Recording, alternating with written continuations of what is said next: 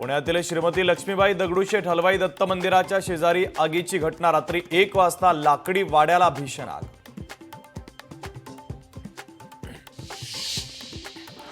भारतीय रेल्वेने विकास आणि देखभालीच्या कामांमुळे 26 एप्रिलपर्यंत झारखंडला जाणाऱ्या आणि तिथून येणाऱ्या 29 गाड्या केल्या रद्द।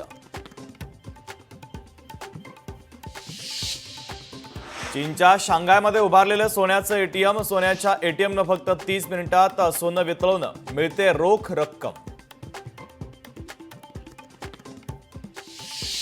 महायुती सरकारकडून बदल्यांचा धडाका सुरूच। राज्यात 5 IAS अधिकाऱ्यांच्या बदल्या। मुंबई, बीड, जालना, चंद्रपूर, नागपूरमधील अधिकाऱ्यांच्या बदल्या।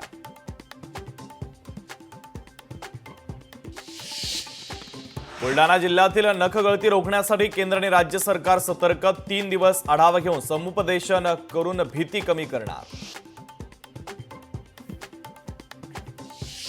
मुंबईनंतर डोंबिवलीतही ठाकरेंच्या शिवसेनेकडून बॅनरबाजी। उद्धव ठाकरे, राज ठाकरे एकत्र या आशयाचे बॅनर। ठाकरेंच्या शिवसेनेच्या कार्यकर्त्यांनी लावले बॅनर।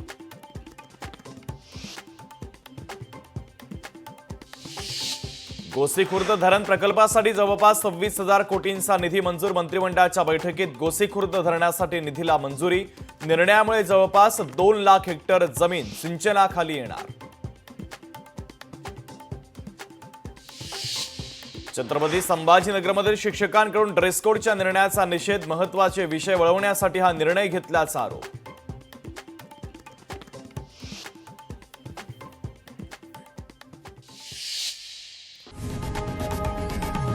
लोकशाही मराठी ऐका, पहा, जागरूक रहा।